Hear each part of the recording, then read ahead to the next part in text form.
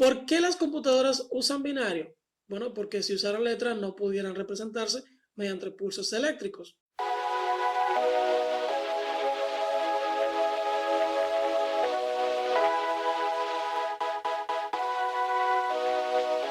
Bienvenidos líderes a este nuevo video de esta materia de administración de servidores para universitarios.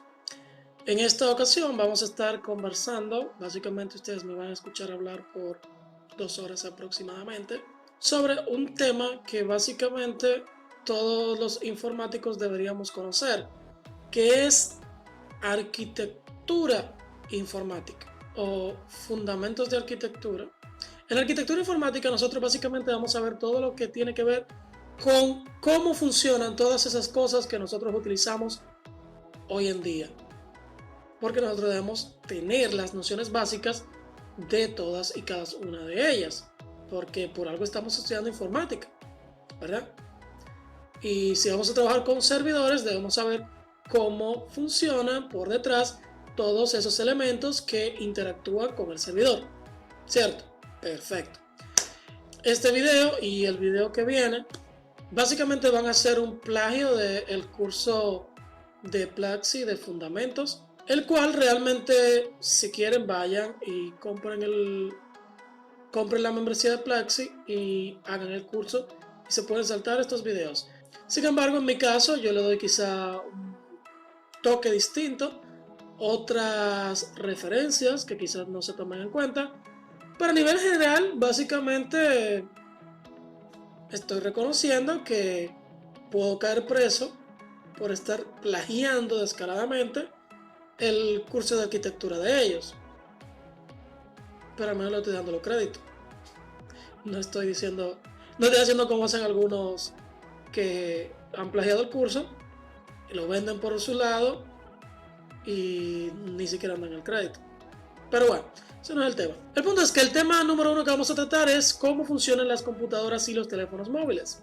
Bien, arranquemos. En los 80, la Organización Internacional de los Estándares, o ISO, ustedes han escuchado muchas veces el tema ISO 9000, ISO que sé que bueno. ISO es la Organización Internacional de los Estándares.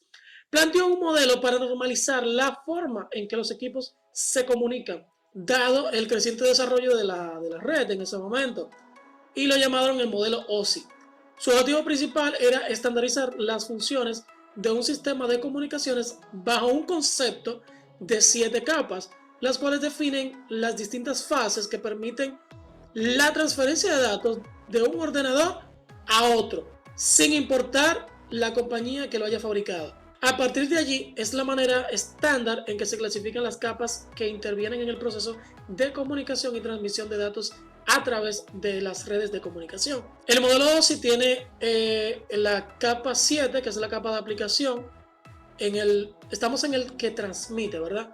El que transmite tiene la aplicación, tiene la presentación, tiene la sesión, tiene el transporte, tiene la red, tiene el enlace de datos y tiene la fase física. Y en el proceso de recepción, entonces está la física, está el enlace de datos, está la red, está el transporte, está el servidor, está presentación y está aplicación, que es el que lee la información, ¿verdad? El que te la transmite ya que tú puedes depurarla. Hay una octava fase del modelo que nunca es contemplada, que es la capa 8. La capa 8 es la capa de usuario. Cuando hay algún error en temas de comunicación, siempre se pregunta primero si hay un error de capa 8. O sea, el usuario cometió algún error, por lo regular pasa. Luego entonces se verifica según si hubo un error de aplicación, si hubo un error de presentación, si hubo un error de sesión, etcétera, etcétera, etcétera. Bien, eso nos lleva al siguiente tema, que son los bits y qué son los bytes. Todos somos conscientes de que la computadora no entiende palabras o números como lo hacen los seres humanos. El software moderno nos permite ignorar todo esto, pero en los niveles más bajos de nuestro computador, todo se representa mediante una señal eléctrica, un pulso eléctrico, una señal binaria, que se registra en uno de los dos estados, encendido o apagado. Para dar sentido a los datos complicados, tu computadora lo que debe hacer es codificarlo en formato binario. Los binarios son un sistema de numeración en base de 2. La base 2 significa que solo hay dos dígitos, 1 o 0, que corresponde a los estados de encendido o apagado respectivamente que tu computador puede tener. En binario, primero el dígito vale 1 en decimal y el segundo dígito vale 2. El tercero vale 4 y así sucesivamente, doblando su valor cada vez. Sumar todo esto te daría un número decimal, así que por ejemplo 1, 1, 1, 1 en binario es 8 más 4 más 2 más 1 en decimal. Contando al 0, esto nos da 16 valores posibles utilizando 4 bits binarios. Mover a 8 bits nos ofrece 256 valores posibles. Un bit puede ser 1 o 0. Un byte son 8 bits. También se le conoce como WORD. Un nibble son 4 bits. Un flip-flop es una memoria para un bit. Si desplazas un bit hacia la izquierda, multiplicas por 2. Hacia la derecha, divides por 2. Una señal eléctrica es un flujo de electrones atraídos por varias líneas del campo eléctrico. Si los electrones se desplazan hacia la izquierda, la dirección del campo eléctrico va a ir hacia la derecha, siempre en sentido contrario. Cuando los electrones pasan por una sección de área transversal, imagínate algo así como un área circular. A esto se le denomina intensidad de la corriente eléctrica. Entre más electrones pasen, se incrementa la magnitud de la corriente eléctrica y si disminuye, se reduce la magnitud de la corriente eléctrica. Que esto tiene que ver con los amperios. Si tú colocas un electrón a una distancia X de un protón, se manifiestan varias líneas de campo eléctrico y dependiendo de la distancia, aumentará la magnitud de la fuerza que atrae el electrón hacia el protón, básicamente haciendo lo mismo que hace un imán. El voltaje o la magnitud de la tensión eléctrica, que también se le conoce como diferencia del potencial eléctrico y fuerza electromotriz, tiene que ver básicamente con el desplazamiento de un flujo de electrones o de un electrón entre un punto A un punto B. Entonces, ¿por qué las computadoras usan binario? Bueno, porque si usaran letras no pudieran representarse mediante pulsos eléctricos. Porque tú no puedes coger una letra para que potencie algo, ¿verdad? La respuesta breve sería hardware y las leyes de la física. Cada número en tu computadora es una señal eléctrica y los primeros días de la informática las señales eléctricas eran mucho más difíciles de medir y obviamente también más difíciles de controlar con precisión. Tenía mucho más sentido distinguir solo entre un estado encendido o apagado para cualquier tipo de operación. Las computadoras modernas utilizan algo que se llama transistor para realizar los cálculos con binario. Esto forma un interruptor binario. Los fabricantes pueden construir estos transistores increíblemente pequeños, o sea, estamos hablando de cositas sumamente pequeñas a nivel nanométrico. Así es como funcionan los CPUs modernos, ¿no? Algo que tenemos que sabernos de memoria son los sistemas numéricos. La expresión de sistemas numéricos estuvo íntimamente relacionada con la biología del ser humano, de tal forma que empezamos a contar con los dedos de la mano. Esta idea de representar cantidades con la mano subyace al sistema romano. Sin embargo, con el tiempo este sistema resultó muy ineficiente porque realmente era muy burdo, ¿no? Era muy simple, muy sencillo. Al momento de que se incluyeron cantidades mucho mayores, los astrólogos, físicos, matemáticos de la antigüedad, al momento que se vieron en la obligación de representar cantidades mucho más grandes, la numerología de este tipo se quedó corta. Los matemáticos de la edad feudal habían puesto rayas encima de los números romanos para identificar estos números, sin embargo, como quiera, se quedaron cortos. Así que llegó el sistema indoarábico. El sistema indoarábico que nos permite fundamentalmente ver la posición de los números con unos cuantos símbolos. Ya por último llegamos al sistema binario y esta clase. Hay diferentes sistemas de numéricos, dentro de los que están el sistema octal, por ejemplo. En síntesis, empieza a contar con los dedos para que llegues a procesar instrucciones con bytes. Spoiler, no lo vas a lograr. Otra cosa que debemos conocer son los sistemas digitales. Cuando un sistema digital, computadora, recibe una señal analógica, hay que convertir esa señal que recibe en una señal digital. Al contrario, cuando mandamos una señal digital desde un sistema digital a un sistema analógico, entonces debe pasar obviamente por el proceso contrario.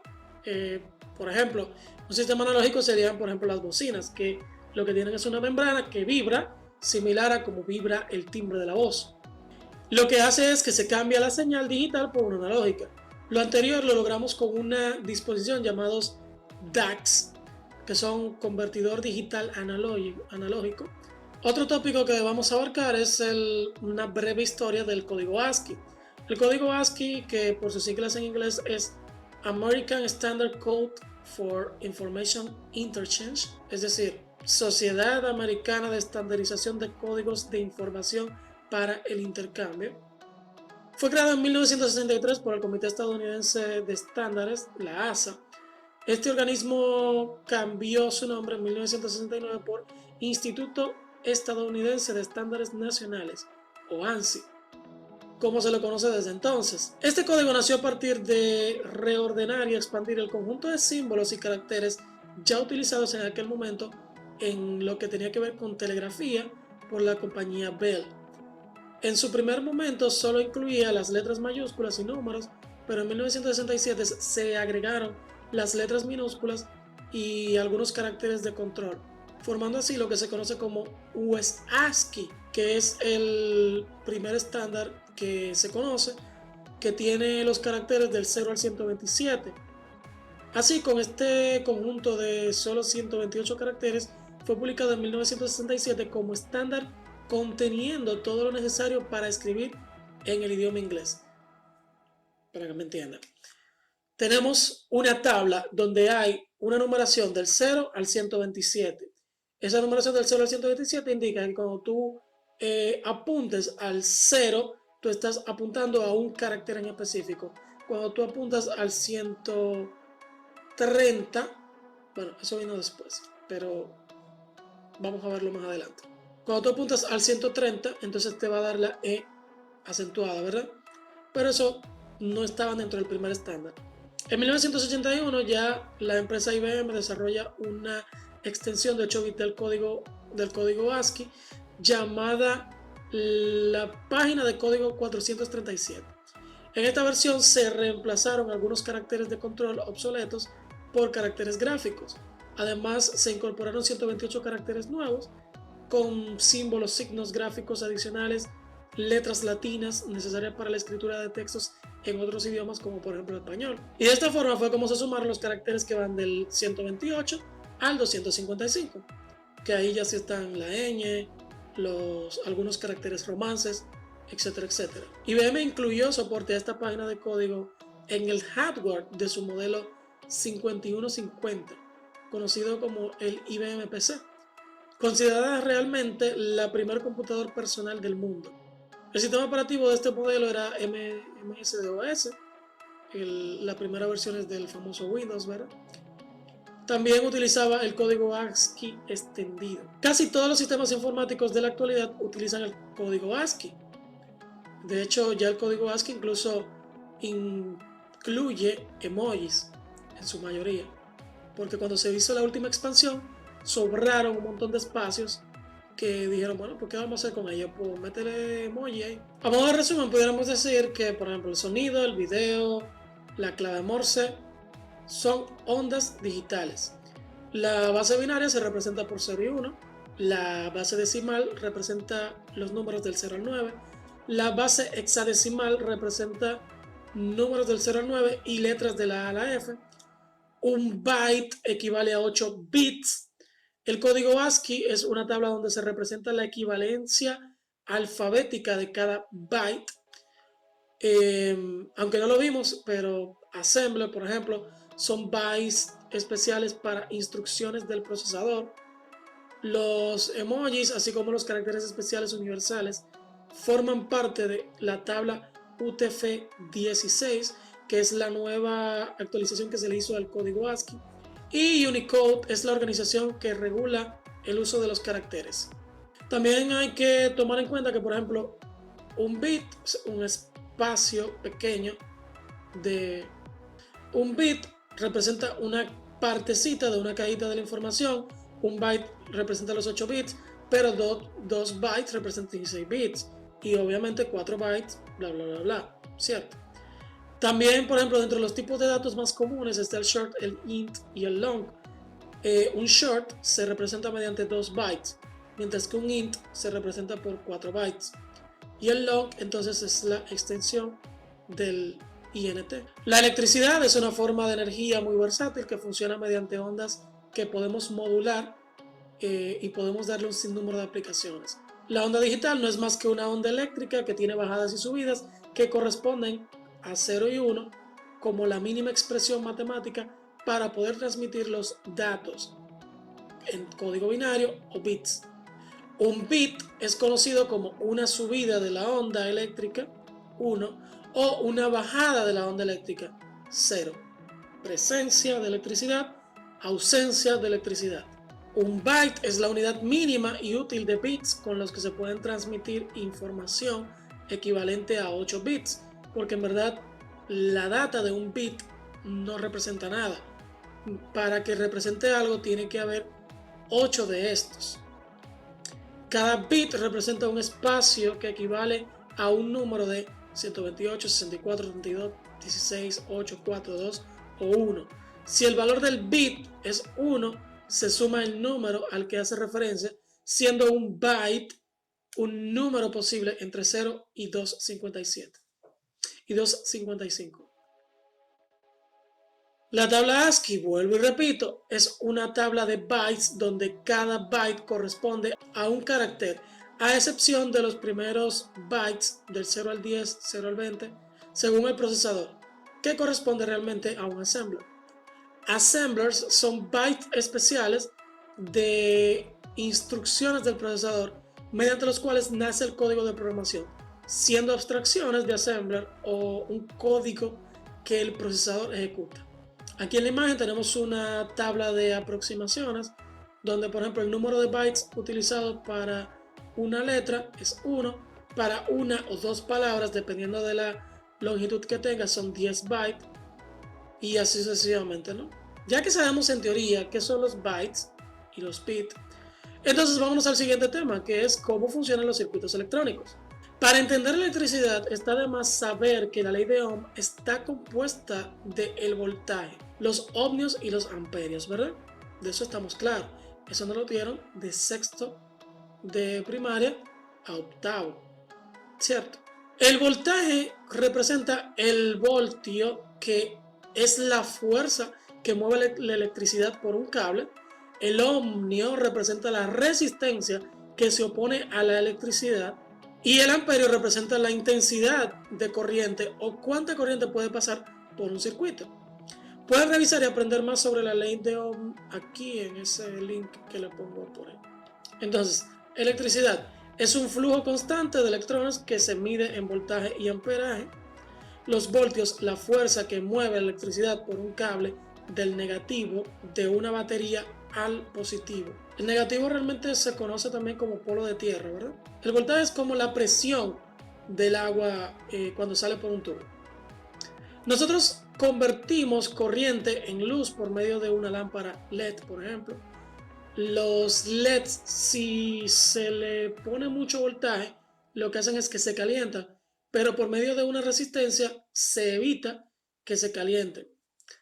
Las resistencias se miden en ohms, ¿verdad? Entonces, resistencia, como dice su nombre, se opone al flujo de los electrones, perdiendo dicha energía en forma de calor. El amperaje, como la cantidad de agua que sale por el tubo, ¿verdad? Es el flujo de los electrones. Se crea en plantas de energía y se almacenan en baterías o se transmiten por cables hasta tu casa.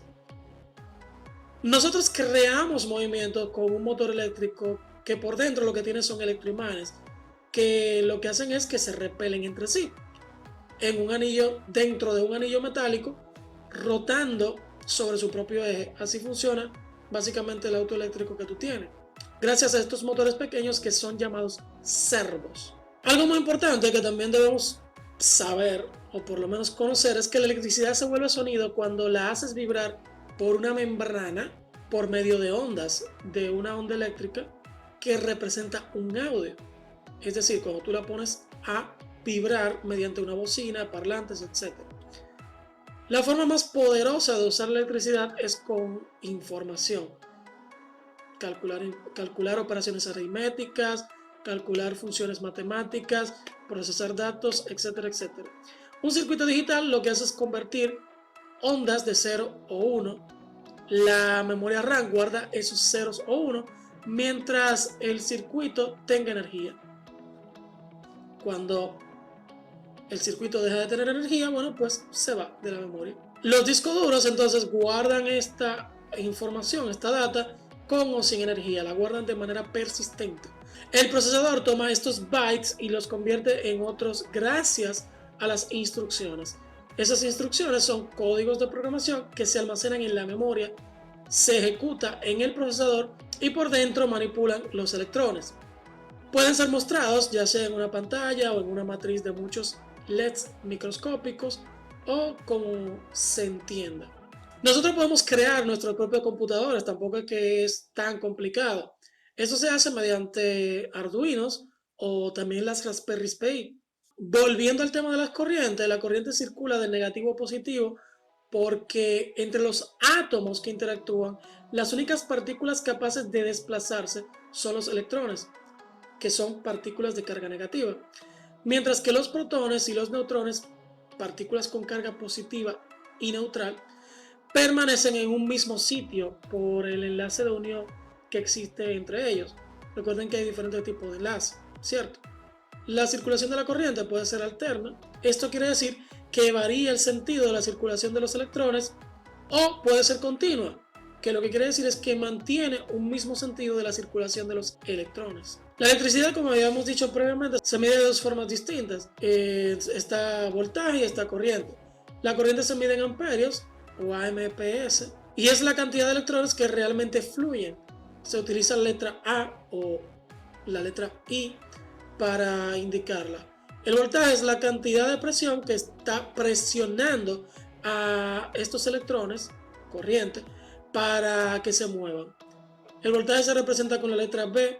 La resistencia tiene el flujo de electrones y esta se mide en ohmios y se representa con la letra omega, ¿verdad? Del alfabeto griego. Una forma de imaginar cómo funciona todo lo que explicamos con anterioridad es imaginar un acantilado con una pendiente donde se deslizan unas rocas cuesta abajo. Cuanto mayor sea el acantilado, mayor energía tendrán las rocas para llegar hacia la parte inferior. La altura del acantilado es como quien dice la tensión de un circuito. El número de rocas es como quien dice la corriente en un circuito eléctrico. Las rocas, al desplazarse por la pendiente del acantilado, tropiezan con los arbustos que hayan por ahí y van perdiendo algo de energía al aplastar cada uno de estos contratiempos que se le van presentando, ¿verdad? Los arbustos son como la resistencia en un circuito, ofreciendo una oposición al paso de la electricidad, a la vez que la convierten en una forma de energía, como por ejemplo calor, sonido, etc. Una de las resistencias mayores que puede tener la electricidad es la goma. Sin embargo, y hay que tener mucho cuidado con esto, la goma no aísla la electricidad. La gente entiende que tú coger un cable con algo de goma realmente aísla la electricidad, como que no te va a dar electricidad. Embute, la electricidad está circulando igualita. Lo que pasa es que tiene una resistencia mucho mayor. Entonces, una luz 120 con una intensidad de 120 voltios, quizás en una plancholeta de goma sea suficiente, pero un voltaje de 10.000, por ejemplo, eso no te va a ser suficiente. Por ende, se deben tomar siempre las medidas del lugar a mayor voltaje. Hay un video que me encanta mucho, realmente da pila de risa, que es una historia muy interesante de Thomas Alva Edison y Nikola Tesla, donde el tipo resume básicamente la historia que vivieron estos dos personajes en un video muy entretenido de tipo cartoon. Se los dejo en la descripción el enlace. Perfecto, siguiente tema, procesadores y arquitecturas del CPU. Vivimos en un mundo donde todo es un computador, los celulares, tablets, televisores son computadores. Existe una arquitectura para computadores de escritorio, una arquitectura para laptops y cada uno de estos computadores tiene su arquitectura. Sin embargo, vamos a concentrarnos en la de escritorio y laptops. Básicamente, estos internamente tienen lo siguiente: tienen un CPU, que su velocidad se mide en gigahertz y tienen cores, que son un número de instrucciones en paralelos que puede ejecutar. En la actualidad se hacen CPUs de silicio y estas se suelen calentar de acuerdo a la cantidad de procesos que reciben. Está también la BIOS, que es un pequeño sistema de arranque del computador que básicamente comprueba la conexión de todo el hardware como tal. Están los discos duros, que es donde se almacena el sistema operativo y todos los archivos que nosotros vamos guardando. Está también la memoria RAM, que es donde el sistema operativo envía sus datos. Todos los datos que él va procesando los va enviando a esta memoria RAM, ¿verdad? Esta sirve como intermediario con la CPU porque es la memoria de acceso rápido. Es donde el CPU va a buscar rápidamente esa información. Solo funciona cuando hay electricidad. Inmediatamente se apaga, se va todo. El GPU puede procesar en paralelo los píxeles de la pantalla y enviarlos en tiempo real para representarlos. En el principio de la computación no existía un procesador y una memoria aparte. Las computadoras estaban más cerca de ser una máquina de escribir que la computadora que hoy en día conocemos. Eran básicamente máquinas grandes y pesadas que requerían ser trasladadas en aviones completos o en camiones, las versiones estándares que llegaron más adelante. El código binario se escribía en tarjetas perforadas cuyas perforaciones o falta de perforación representaban los dígitos de 0 o 1. Hoy en día tenemos computadores en nuestros propios bolsillos, básicamente las cargamos a todos lados. Tenemos laptops cuyos monitores se pueden desacoplar y fusionar como tablets. Tenemos microchips que sirven como un computador común y corriente. Las tarjetas SIM que tienen tu celular tienen adentro la arquitectura de un computador, que son un System on a Chip, que lo veremos más adelante. Ese salto evolutivo de la computadora ocurre gracias a la estandarización de la arquitectura del computador. La CPU es la encargada de procesar y que la GPU representa datos visualmente. El tema de estandarizar es lo que ha permitido que hoy tengamos todas las facilidades que tenemos. En la imagen podemos ver una réplica del Z1 en el Museo Alemán de Tecnología de Berlín. El Z1 fue la primera computadora libremente programable del mundo que usó lógica booleana y números de punto flotante. El Z1 era una máquina aproximadamente de 1000 kilogramos de peso que consistía en unas 20.000 piezas. Era un computador programable basado en números binarios. El dispositivo de entrada o data era un teclado. Los programas Z1, se los llamó Rechamplain, se almacenaron en cintas perforadas mediante código de 8 bits. En esta otra imagen podemos ver cómo eran los tubos de vacío. Entonces, le dejaría el material de las generaciones que que nos trajeron hasta acá, pero sé que ustedes no lo van a leer, así que se los leo. Porque ni modo que yo me sepa todo esto. Básicamente me sé algunas cositas por encimita, pero eso no hay que sabérselo completo a rajatabla. Lo importante es conocer la fecha y conocer los modelos que surgieron en esa fecha y obviamente un poquito de las características que tenían, aunque sea por encima. La primera generación de computadores es el periodo comprendido entre 1938 y 1958. La primera generación se caracterizó porque la tecnología electrónica era a base de bulbos o tubos de vacío y se utilizaba la tarjeta perforada para ingresar datos. Sus características eran que estaban construidas con electrónica de válvulas, se programaban en lenguaje de máquina directamente y en 1946 la ENIAC fue el primer computador digital de la historia, hecha por un equipo de ingenieros y científicos encabezado por los doctores John W. Mauchly y J. Prester Eckert en la Universidad de Pensilvania, Estados Unidos. Era una enorme máquina que ocupaba un sótano entero de la universidad y construida con aproximadamente 18.000 tubos de vacío. Esta consumía 150.000 kilowatts y pesaba 30 toneladas. En 1949, EDVAC fue la segunda computadora programable y prototipo del laboratorio de un diseño que incluía las ideas centrales que conformaban las computadoras actuales. En 1950 salió la Univac, primer computador comercial. Los doctores Mauchly y Eckert fundaron la compañía Universal Computer, Univac. Su primer cliente fue la Oficina del Censo de Estados Unidos.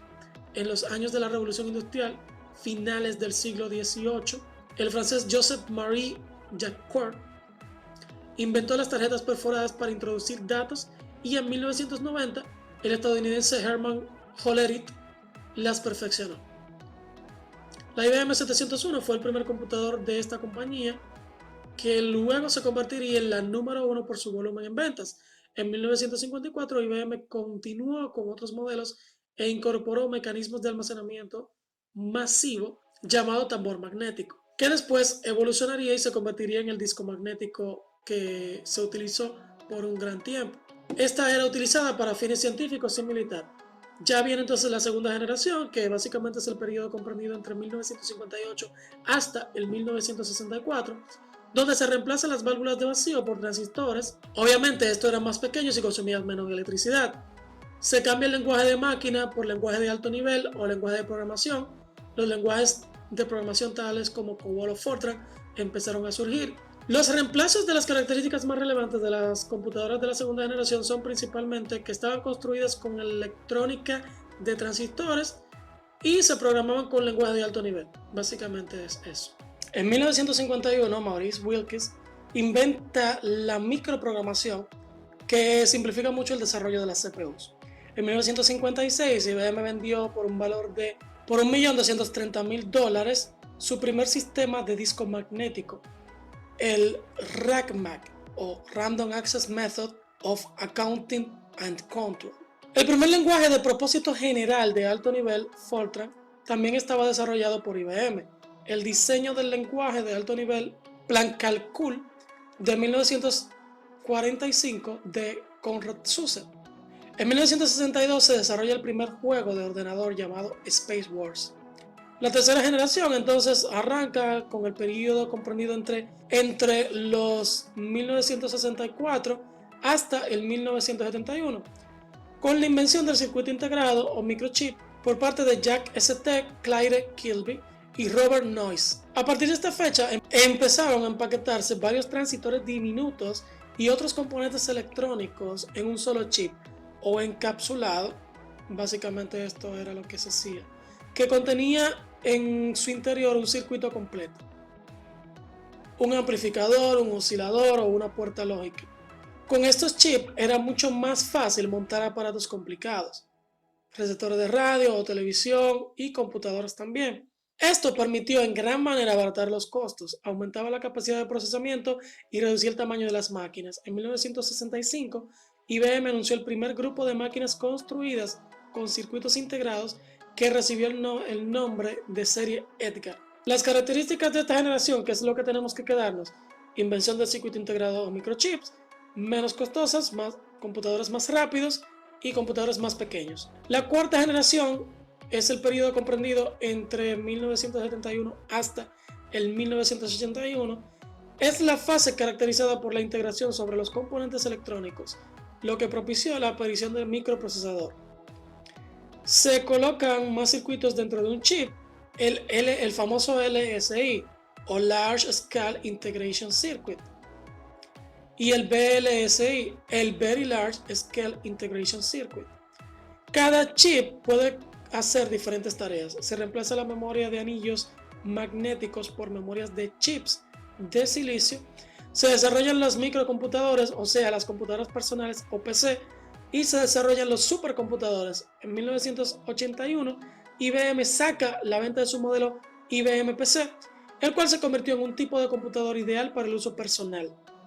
De ahí viene el término PC.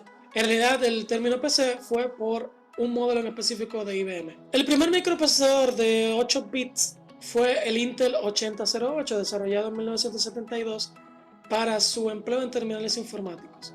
Entonces, las características principales de esta generación fue introducción de los microprocesadores, creación del computador personal. La creación de computadoras personales, dije ahorita portable computer, es personal computer. Las computadoras no utilizaban monitores ni teclados, solo luces LED y switch, y facilitaban la programación y almacenaban la información en cassettes de radio, grabadoras que se visualizaban en dispositivos de TV. Se utilizaba con fines familiares y educativos. Ahí fue que empezaron las primeras películas animadas y ese tipo de cosas. Existen dos tipos de arquitecturas de computadoras. Están los RISC o Reduced Instruction Set Computer, que es un tipo de microprocesador con las siguientes características fundamentales. Instrucciones de tamaño fijo y representa un reducido número de formatos.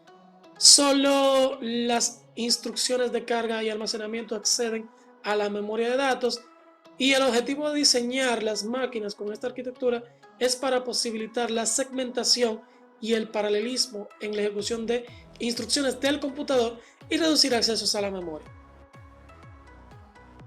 Están también los CISC, que son Complex Instruction Set Computing, que ofrecen un conjunto de instrucciones bastante completas y lentas de ejecutar, pero que agrupan varias operaciones de bajo nivel en la misma instrucción. Esto da lugar a programas pequeños y sencillos de desarrollar, además de que realizaban pocos accesos a la memoria. Esto, que ahora pudiera parecer insignificante, era vital en aquella época, cuando los ordenadores trabajaban con mucho menos recursos de los que tienen los equipos actuales. Bien, la arquitectura de las laptops y escritorios realmente viene siendo la misma. La diferencia que hay entre ellos es que la laptop todo es un poquito más compacto, está como que más pegado y muchas cosas están integradas. Pero generalmente tienden a tener la misma infraestructura internamente. Todas estas tienen un procesador central, una CPU, como ya sea Intel o AMD, y tienen la capacidad de procesamiento que se mide en gigahertz, que es la velocidad con la que se pueden gestionar un proceso. Tienen sus cores, que es la cantidad de procesos que se pueden gestionar simultáneamente, etcétera, etcétera, etcétera. Los procesadores tienen como componente principal el silicio. Existen varios avances que proponen el grafeno como sustituto del silicio para la fabricación de procesadores debido a una menor gestión de calor y corriente, ¿no? Los CPUs requieren de una BIOS, ya que esta es la primera en mandar información a estos para que funcionen. La BIOS es más que un mini sistema operativo que da soporte a la CPU, informándole al CPU de su estado para el arranque, ¿no? E informándole dónde está el estatus de cada cosa. Básicamente, es el mini sistema operativo que administra todos los componentes que están conectados en la placa madre. Una vez la BIOS arranca, lo primero que hace es detectar dónde están todas las cosas que están conectadas al computador. Una de ellas es el disco duro, que es donde guardamos la información, y también donde se encuentra el sistema operativo. La BIOS detecta cuando hay un disco y siempre le informa al CPU, lo cual crea una conexión directa entre el disco duro y la CPU. Pero esto no es del todo cierto. Realmente el disco duro por sí solo es muy lento. Generalmente hay un intermediario entre ellos dos, que es un lugar donde los datos se mueven mucho más rápido. Este lugar lo conocemos como memoria RAM o Random Access Memory. La memoria RAM es de ultra alta velocidad y es una memoria de tipo volátil, lo que significa que si no existe una corriente eléctrica, esta no almacena los datos procesados. En la actualidad se está desarrollando algo llamado Memristor, que está creado con una tecnología nueva basada en chips que tiene el objetivo de reemplazar los discos duros y la memoria RAM para que sea una sola. Los periféricos también juegan un papel importante dentro de las computadoras, ya que estos son los componentes que nos permiten interactuar con la CPU. Se conectan a ella por medio de los chips especializados, que son drivers. Los drivers no son más que piezas de software que interpretan los pulsos eléctricos en bits y bytes, y con esto manejamos de manera eficiente los periféricos y componentes. Cada vez que nosotros hacemos una movida del mouse, esto va generando pulsos eléctricos que deben ser interpretados por el procesador, y esto se hace a través de un driver específico para el mouse, otro driver específico para la cámara, etcétera, etcétera. Y por último tenemos los GPU, que ya habíamos hablado previamente de ellos, que es la unidad de procesamiento gráfico y puede procesar en paralelo los píxeles de una pantalla y enviarlos en tiempo real.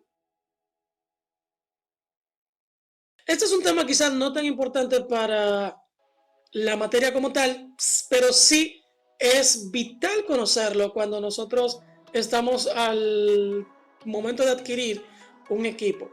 Nosotros vemos que, por ejemplo, en los procesadores Intel, que es donde se presta mayor a esta confusión, vemos i3, i5, i7, i9 y al final no sabemos si comprando un i9, bueno, no vamos a poner ejemplo, si comprando un i7 nosotros pudiéramos tener menos rendimiento que comprando un i3. Y esto se debe a la segmentación que instauró Intel en la generación actual de procesadores que ellos tienen. Los procesadores Intel se dividen de la siguiente manera. Tenemos, por ejemplo, el i7 7700HQ. Con esto podemos saber el modelo al cual nos referimos, ¿verdad? La generación a la que pertenece y también el rendimiento del procesador. En este caso es un Intel i7 de séptima generación con alto desempeño en gráficos, la H, y tiene 4 núcleos, la Q de quad core. La H significa alto desempeño en gráficos. La K significa desbloqueado para hacer overclocking. Hay que tener cuidado con esto. Las subidas de velocidad del reloj sube la temperatura del CPU y es peligroso si tú no tienes una muy buena refrigeración. Igual tú le puedes hacer overclocking a cualquiera de los demás, pero por lo menos los K están desbloqueados para el overclockeo. La M significa que está optimizado para laptops. La Q significa que especifica 4 núcleos físicos, porque una cosa son los núcleos virtuales y otra cosa son los núcleos físicos. Y la U significa ultra low power. Esto quiere decir que el consumo de batería es bajo. Esto en teoría no quiere decir que sean CPU con mal rendimiento, pero en la práctica sí.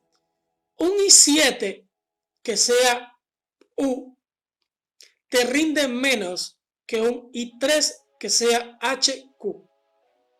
Así que ojo con esto cuando vayas a comprar un computador. Así como los procesadores se pueden dividir en cores o núcleos, esto último también pueden trabajar mediante hilos. Ahora, ¿por qué son importantes los hilos y para qué son utilizados? Pues antes que nada debemos entender que cada núcleo solo puede procesar una instrucción a la vez. Y las demás instrucciones deben esperar a que el anterior proceso termine de su ejecución, ¿no? Sin embargo, los hilos permiten a cada núcleo procesar instrucciones de manera pseudo paralela. Es decir, dos instrucciones pueden usar un núcleo al mismo tiempo para ser procesadas. Esto se logra dividiendo las instrucciones en pequeñas porciones y alternando las pequeñas porciones entre estos para que sean procesadas una a la vez, generando así un efecto de procesamiento paralelo, porque solo se crea la ilusión de que se está procesando al mismo tiempo. Sin embargo, no es así.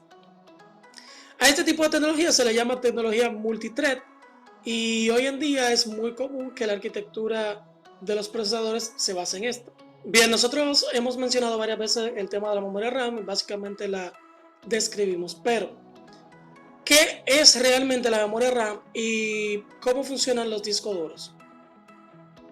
Sabemos que los archivos se almacenan en el disco duro y a la hora de abrirlos se cargan en la memoria RAM, pero ¿cómo exactamente funciona esto? Los discos duros antiguos funcionan como los, no sé si ustedes recuerdan los vinilos, bueno, dudo que ustedes recuerden, pero en algún momento han visto en las películas antiguas cómo funcionan los discos de vinilo, que el CD, ¿verdad? El plato grandote y tiene una agujita que va leyendo ese disco y reproduce lo que haya sido almacenado en ese disco, ¿verdad? O sea, los discos duros antiguos funcionaban igual, tienen un cabezal que va leyendo los datos que pasan por debajo de la esponjita, ¿no? Que tenían estos discos. Esto lo hace a medida que el disco gira a una velocidad constante. Los discos duros realmente son lentos, inclusive los actuales son lentos, porque debe posicionarse donde está el archivo almacenado. El brazo mecánico que mueve el cabezal se toma mucho tiempo en encontrar todos los pedazos del archivo, porque un pedazo puede estar aquí, otro pedazo allá, otro pedazo acá. La memoria RAM es mucho más rápida ya que puede acceder a los datos almacenados de manera instantánea. Los discos duros de estado sólido no tienen ni cabezal ni tienen los discos que giran, sino que son más parecidos a una memoria RAM. Funcionan electrónicamente, pero a pesar de esto guardan los datos en memoria flash. que son un poco más lentas que las memorias RAM. Los discos duros no son volátiles, guardan la información de manera persistente. Esto quiere decir que se quedan en. Entonces, si tú le quitas el corte de electricidad, la información sigue ahí.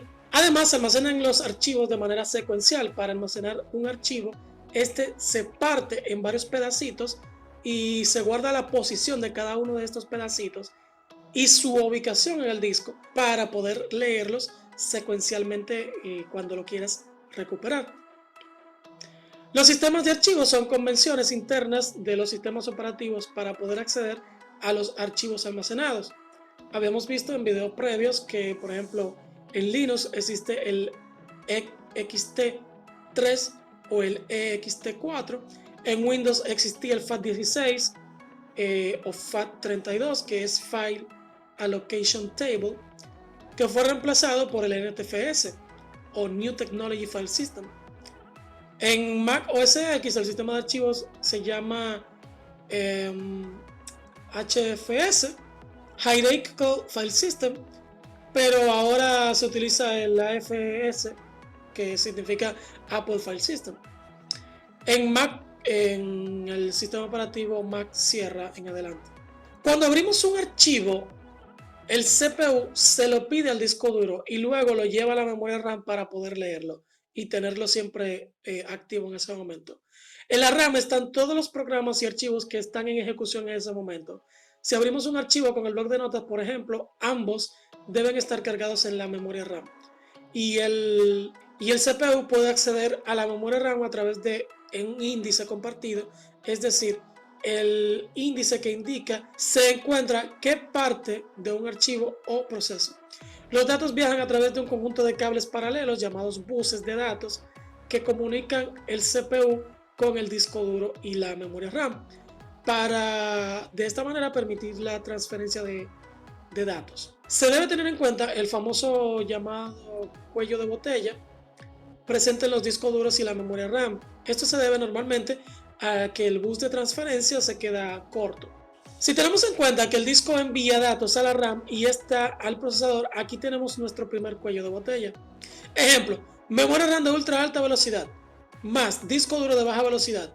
Independientemente de si la RAM la envía o recibe la información del procesador a ultra alta, hiper, mega, ultra velocidad, ¿qué sucede si el disco duro es lento? La RAM debe esperar a que el disco duro envíe la información para ser procesada y de vuelta. La velocidad de recepción del disco es lenta.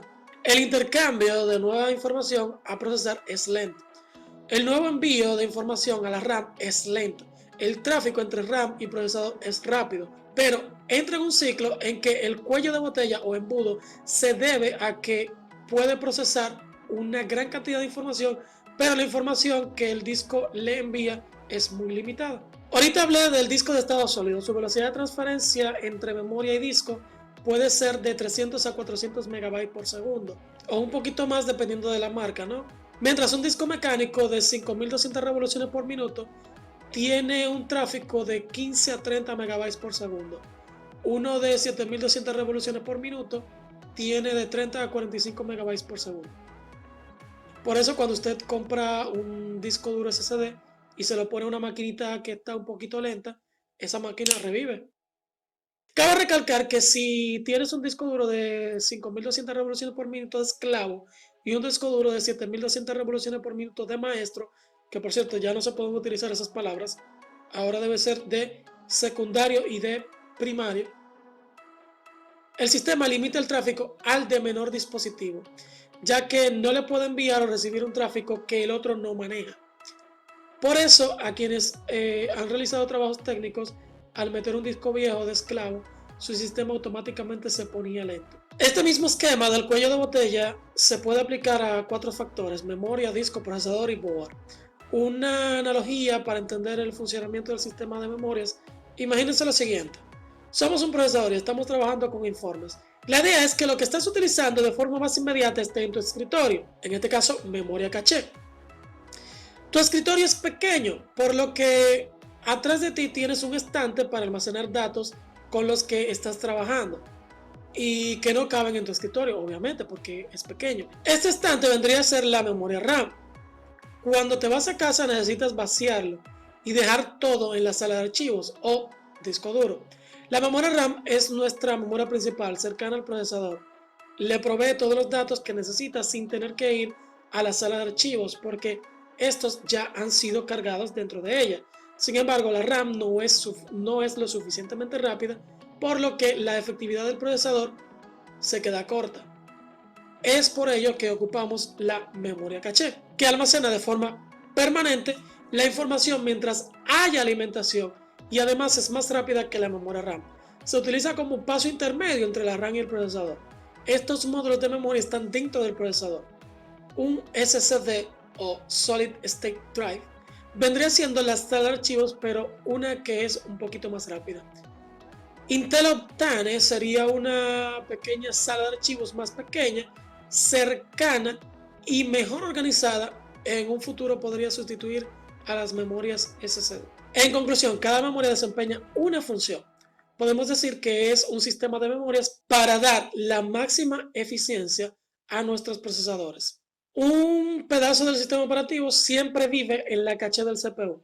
La mayor parte del sistema operativo se ejecuta en la memoria RAM. Las direcciones de memoria no son más que un índice compartido de los datos de la memoria RAM y de la CPU. Nosotros normalmente necesitamos una forma de conectar al hard disk, al disco duro, al CPU y la RAM a la CPU. Para ello se utiliza un bus de datos, que son las conexiones entre cada uno de los componentes. Con los discos duros, el bus de datos tiene nombres especiales. Actualmente se conoce el SATA. Previamente estaba el ATA.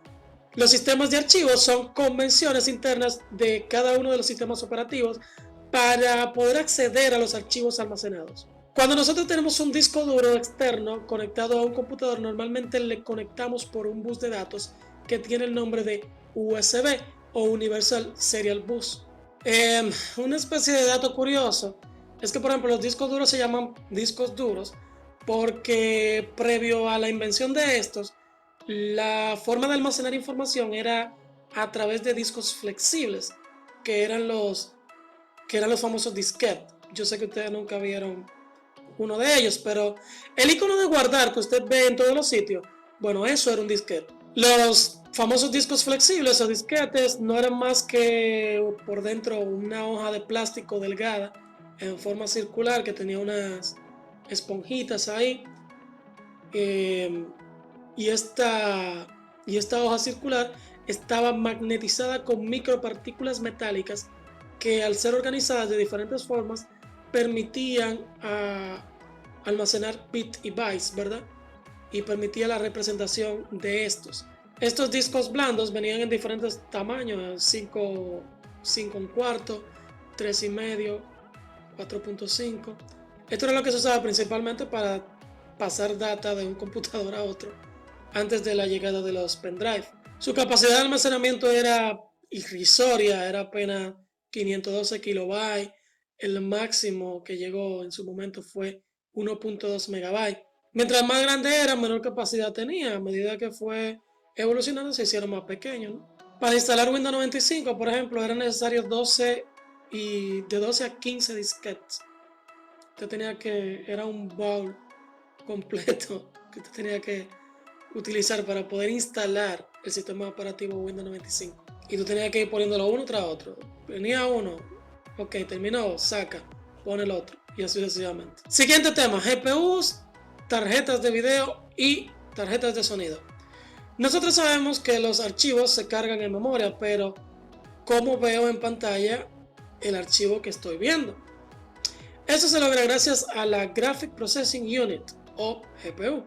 La CPU puede ejecutar cualquier proceso, incluido el dibujado en pantalla de ciertos datos, pero no es ella quien se encarga de hacer esto, sino la GPU, que es una tarjeta especialmente fabricada para realizar la tarea del procesamiento gráfico.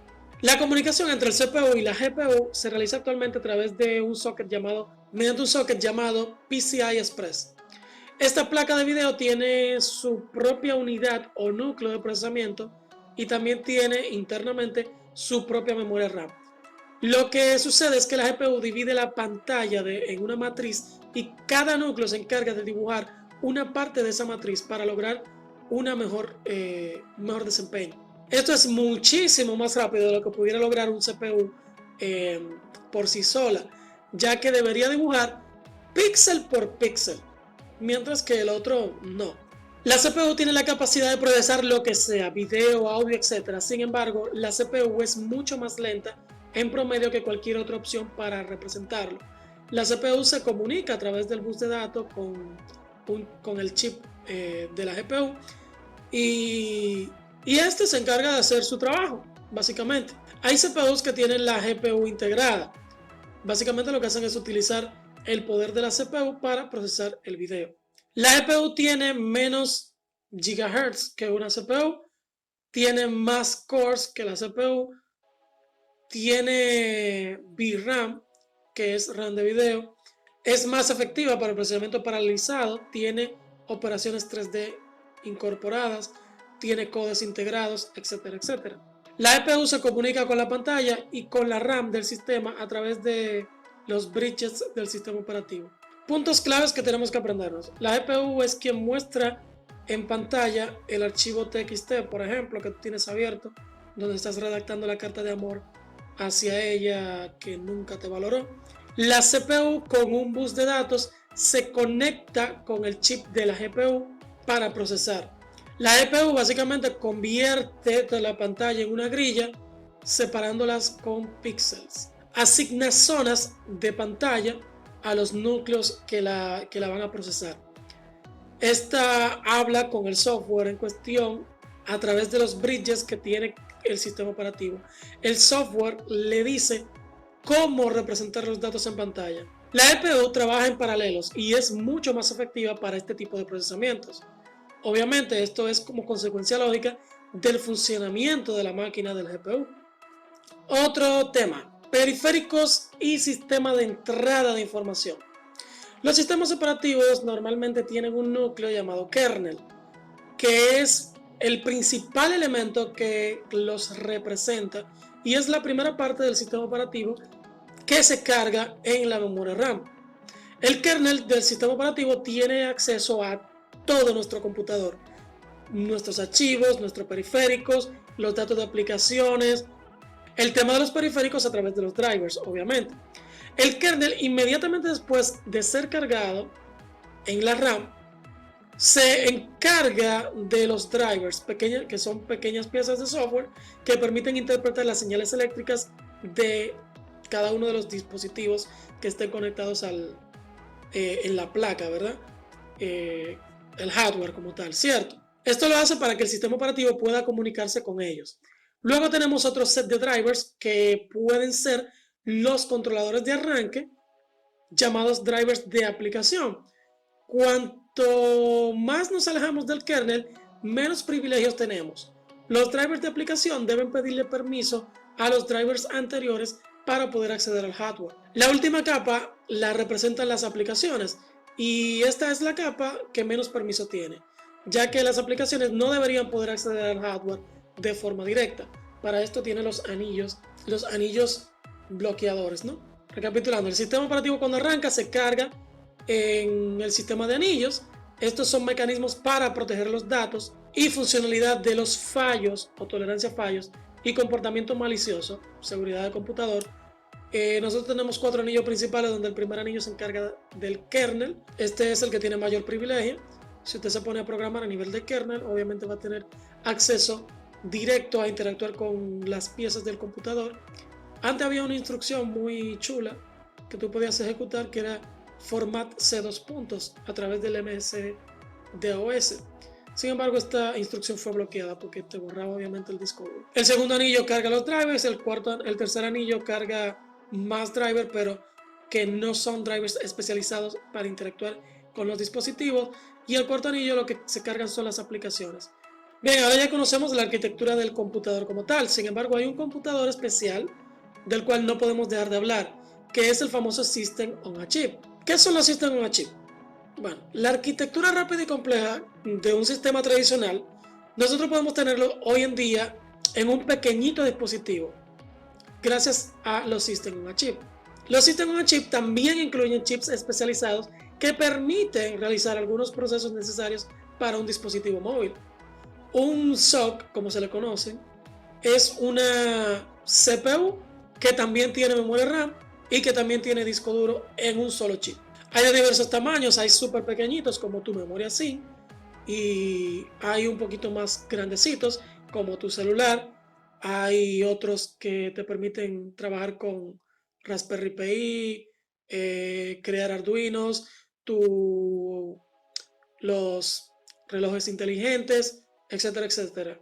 Un sistema on chip se compone de BIOS, que arranca nuestro sistema, RAM, se guardan rápidamente todos los datos a los que queremos acceder, CPU, se encarga de procesar de todo por dentro, chip de radio, controla las señales Wi-Fi, Bluetooth o señales de celular, ya sea 3G, 4G, 5G, etcétera.